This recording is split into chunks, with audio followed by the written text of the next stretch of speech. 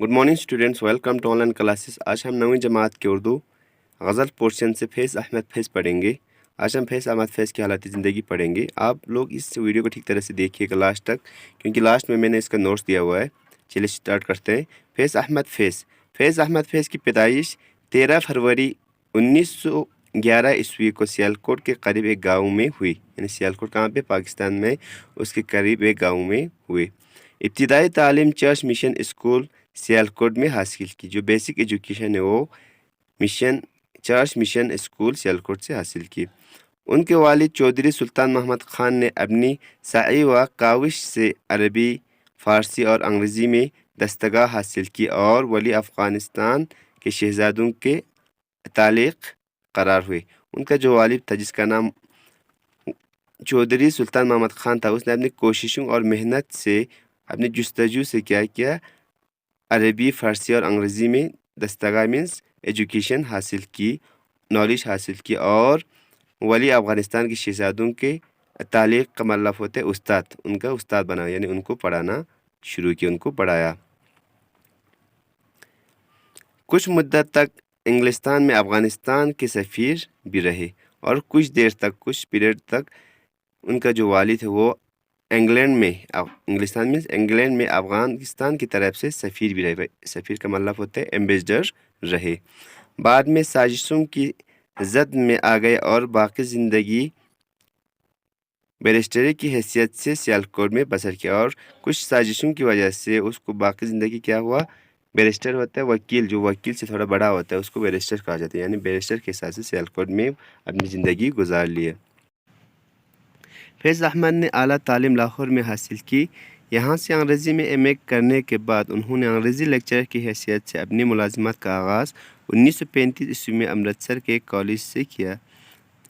फैज़ ने आला तालीम यानी हायर एजुकेशन लाहौर से हासिल किया और अंग्रेज़ी में, इंग्लिश में एम.ए. करने के बाद अपनी जो जॉब का सिलसिला था, जो शुरुआत एज एन इंग्लिश लेक्चर यानी अंग्रेज़ी लेक्चरर के हैसियत से 1935 ईस्वी में अमृतसर के कॉलेज से किया।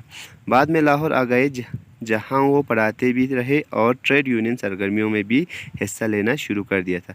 लाहौर आने के बाद उसने पढ़ाना भी शुरू किया, मतलब जारी रखा, और इसके साथ साथ ट्रेड यूनियन के में भी हिस्सा लिया, उनके कामों में भी शामिल हुए। तक़सीम से 6 महीने पहले फैज़ को पाकिस्तान टाइम्स का एडिटर मुकर्रर किया गया। तक़सीम मीन्स हिंदुस्तान और पाकिस्तान डिवाइड होने से पहले 6 महीने पहले वो पाकिस्तान में एक मैगज़ीन निकलता था, उस टाइम पाकिस्तान टाइम्स के नाम से उसका एडिटर उसको बनाया गया। लेकिन 3 बरस के अंदर पाकिस्तानी फ़ौज के चंद अफसरों के हमरा उन्हें रावलपिंडी साजिश केस में गिरफ़्तार कर लिया गया और 4 बरस तक वो कैदबंद की सोहबतें बर्दाश्त करते रहे। 4 साल के बाद उन्हें रिहा कर दिया गया, लेकिन 3 साल के बाद उसको कुछ पाकिस्तानी फ़ौजी अफसरों के साथ रावलपिंडी साजिश केस में गिरफ़्तार करके जेल भेजा गया, जहां पे उसको 4 साल रखा गया। फैज़ का पहला मजमुआ नक्श फरियादी 1945 ईस्वी में शाये हुआ, लेकिन उनकी शायरी में इनकलाबी आहंग कैद के ज़माने में पैदा हुआ। यानी फैज़ अहमद फैज़ के जो पहला मजमुआ था, जिसका नाम नक्श फरियादी था, जो कि 1945 में शाये हुआ मीन्स पब्लिश हुआ, लेकिन जो उनके अंदर जो उनके अशायरी में इनकलाबी जो आहंग था, जो अंदाज़ था, वो कब से स्टार्ट हुआ? जब वो कैद हुए, यानी जेल चले गए, उसके बाद स्टार्ट हुआ। और दस्त सबा के अशाअत से उनकी शोहरत बाम उरूज पर पहुंचा, और दस्त सबा जब उसने शाया किया, पब्लिश हुआ, उसके बाद वो बहुत मशहूर हुए। उनके कुल 7 मजमुए शाये हो चुके हैं, यानी 7 मजमुए कलियात जो है वो पब्लिश हो चुके हैं, बुकलेट्स पब्लिश हो चुके हैं। बाकी मजमून के नाम जिंदान नामा, दस्तसंख, सरवादी सिना, शाम शाहरियारा और मेरे दिल मेरे मुसाफिर। इनका कलियात हरफ हरफ के नाम से हिंदुस्तान से शाया हुआ था, यानी इंडिया से पब्लिश हुए थे हरफ हरफ के नाम से। बाद में सारे सुखन हमारे के नाम से लंदन से 1982 ईस्वी में और نسخہ ہائے وفا کے نام سے لاہور سے 1984 میں شائع ہوا۔ جو حرف حرب نام سے جو مجموعہ شائع ہوا تھا ہندوستان سے، وہ بعد میں سارے سخن ہمارے کے نام سے لندن سے شائع ہوا۔ اس کے بعد نسخہ ہائے وفا کے نام سے لاہور سے بھی پبلش ہوا۔ فیض کا انتقال 20 نومبر 1984 عیسوی کو لاہور میں ہوا، یعنی 20 نومبر 1984 میں لاہور میں ہوا۔ فیض کو سوویت یونین کا سب سے بڑا اعزاز لینن امن انعام بھی دیا گیا تھا، جو سوئس یونین کا ایک بہت بڑا انعام ہوتا ہے، اس سے بھی، جس کا نام کیا تھا، لینن امن انعام کے نام سے اس کو دیا گیا تھا۔ سوئس کہاں پہ ہوتا ہے؟ سوئس یونین، جس کو ہم USSR کہا جاتا ہے، جو کہ ایک اسٹیٹ ہے، کہاں، نارتھ یوریشیا کا ایک اسٹیٹ ہے۔ فیض احمد فیض کا یہ کمال ہے کہ انہوں نے غزل کی کلاسیکی روایت سے پوری طرح استفادہ کیا اور اسے انقلابی فکر سے ہم آہنگ کر کے ایک بالکل نئی کیفیت پیدا کی۔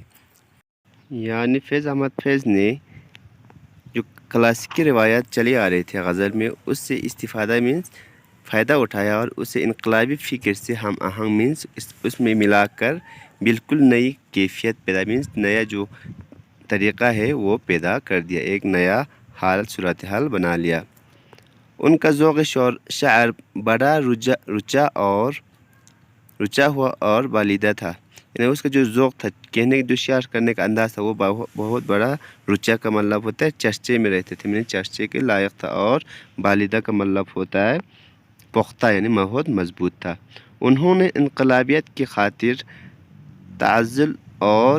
تعزل کے خاطر انقلابیت کو کبھی قربان نہیں کیا، یعنی اس نے غزل کے لیے انقلابیت کے لیے غزل کو کبھی سیکریفائس نہیں کیا، بلکہ اپنی غیر معمولی تخلیقی صلاحیت سے انقلابی فکر اور عاشقانہ لہجے کو ایسا امزج کیا کہ اردو شاعری میں ایک نئی جمالیاتی شان پیدا ہو گئی۔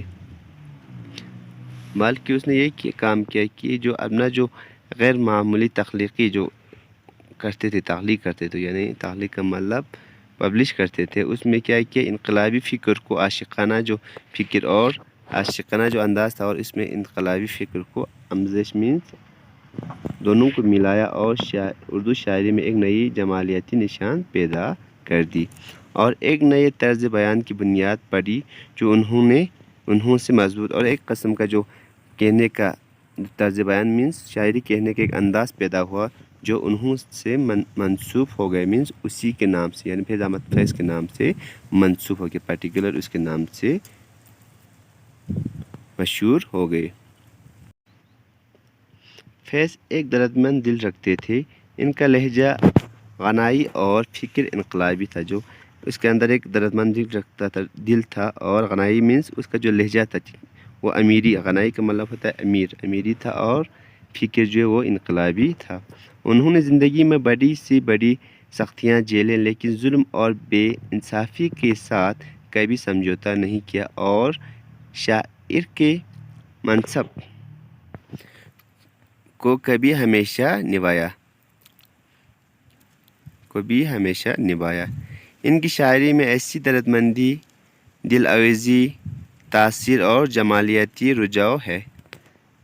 دردمندی، دل آویزی کا مطلب ہوتا ہے دلکشی، یعنی جس پہ ہمارے دل آئے، تاثیر مینس اثردار، اور جمالیاتی مینس حسن رجاؤ ہے کہ اس کا دل پر فوراً اثر ہوتا ہے۔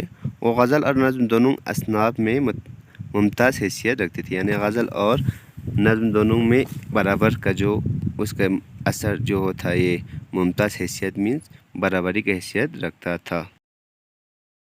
چلیے اب نوٹس پڑھتے ہیں۔ فیض احمد فیض کا پیدائش 13 فروری 1911 کو سیالکوٹ کے قریب ایک گاؤں میں ہوئی۔ ابتدائی تعلیم چرچ مشن اسکول سیالکوٹ میں حاصل کی۔ ان کے والد چودھری سلطان محمد خان انگلستان میں افغانستان کے سفیر رہے تھے۔ فیض احمد فیض نے اعلیٰ تعلیم لاہور میں حاصل کی اور انگریزی لیکچرر کی حیثیت سے اپنی ملازمت کا آغاز 1935 عیسوی میں امرتسر کے ایک کالج سے کیا۔ تقسیم سے 6 مہینے پہلے فیض کو پاکستان ٹائمز کا ایڈیٹر مقرر کیا گیا۔ بعد میں انہیں 4 سال کے لیے گرفتار کر کے جیل بھیجا گیا۔ فیض کا انتقال 20 نومبر 1984 عیسوی کو لاہور میں ہوا۔ فیض کا پہلا مجموعہ کلام نقش فریادی 1945 عیسوی میں شائع ہوا، لیکن ان کی شاعری میں انقلابی آہنگ قید کے زمانے میں پیدا ہوا اور دست صبا کی اشاعت سے ان کو بہت شہرت حاصل ہوا۔ ان کے کل 7 مجموعے شائع ہو چکے ہیں۔ فیض کا یہ کمال ہے کہ انہوں نے غزل کی کلاسیکی روایات سے پوری طرح استفادہ کیا اور اسے انقلابی فکر سے ہم آہنگ کر کے ایک بالکل نئی کیفیت پیدا کی۔ فیض ایک دردمند دل رکھتے تھے۔ ان کا لہجہ اغنائی اور فکر انقلابی تھی۔ ان کی شاعری میں ایسی دردمندی، دل آویزی، تاثیر اور جمالیاتی رجوع ہے کہ اس کا دل پر فوراً اثر ہوتا ہے، یعنی ہمارے دل پر فوراً اثر ہوتا ہے۔ وہ غزل اور نظم دونوں اصناف میں ممتاز حیثیت رکھتے تھے۔ اس کے بعد ہمارا یہ ٹاپک ختم ہوتا ہے۔ آپ اس نوٹ بک پہ لکھ لیجیے گا۔ Thank you.